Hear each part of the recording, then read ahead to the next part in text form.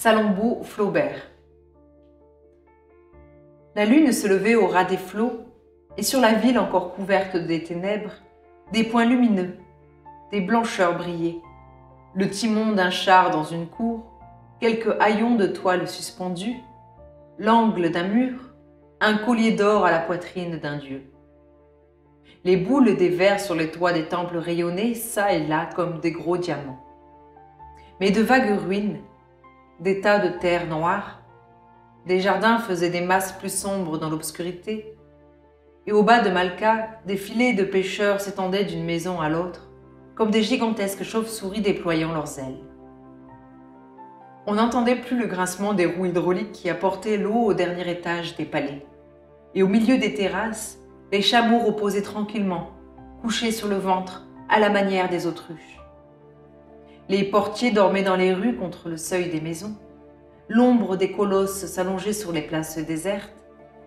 Au loin, quelquefois, la fumée d'un sacrifice brûlant encore s'échappait par les tuiles de bronze, et la brise lourde apportait avec des parfums d'aromates les senteurs de la marine et l'exhalaison des murailles chauffées par le soleil.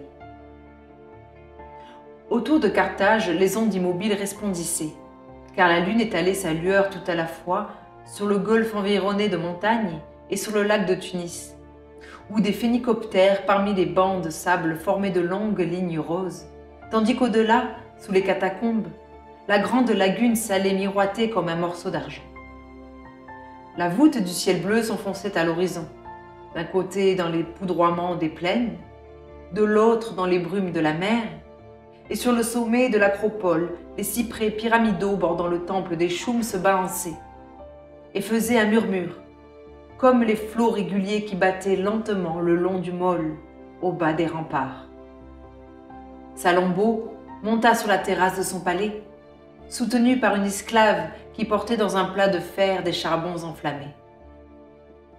Il y avait au milieu de la terrasse un petit lit d'ivoire, couvert de peau de lynx, avec des coussins en plumes de perroquet, animal fatidique consacré aux dieux, et dans les 4 coins s'élevaient 4 longues cassolettes remplies de nard, d'encens, de cinnamome et de myrrhe. L'esclave alluma les parfums.